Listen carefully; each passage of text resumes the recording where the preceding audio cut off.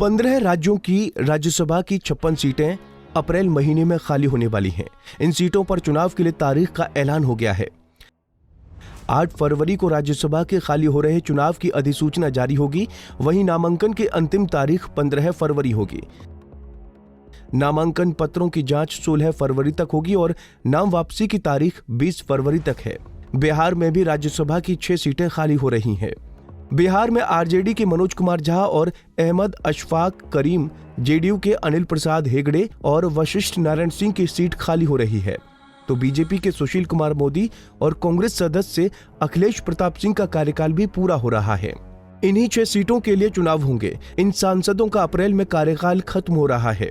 बिहार की 6 सीटों के लिए 27 फरवरी को वोटिंग होगी और उसी दिन शाम में 5 बजे काउंटिंग भी होगी।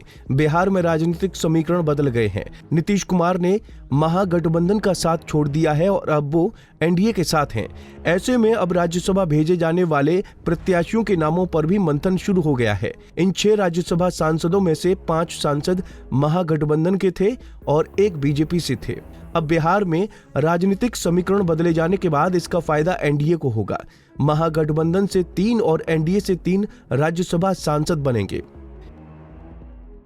इसका चुनाव विधायक करते हैं। बिहार से राज्यसभा सांसद बनने के लिए एक कैंडिडेट को 40 विधायक का वोट चाहिए। महागठबंधन और एनडीए के विधायकों को जोड़ा जाए तो इनकी संख्या करीब आधे आधे के बराबर है। अपने दम पर जेडीयू केवल 1 सदस्य को राज्यसभा भेज सकती है, लेकिन अभी जेडीयू के 2 सदस्य राज्यसभा से रिटायर्ड होने वाले हैं। ऐसे में हो सकता है कि बीजेपी अपने समर्थन से जेडीयू के दूसरे सदस्य को राज्यसभा भेज दे। ऐसे में जेडीयू से अनिल प्रसाद हेगड़े और वशिष्ठ नारायण सिंह को फिर से राज्यसभा भेजा जा सकता है।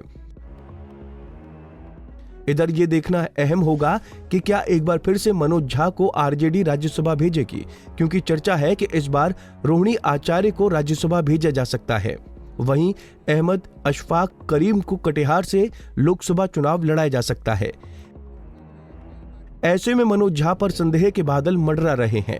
अब बात करते हैं कांग्रेस के अखिलेश प्रसाद सिंह की सदस्यता पर। अखिलेश प्रसाद सिंह अपने दम पर तो राज्यसभा नहीं पहुंच सकते, लेकिन अगर उन्हें आरजेडी और लेफ्ट का साथ मिला तो वो फिर से राज्यसभा सांसद बन सकते हैं। अब बात करते हैं सुशील मोदी की।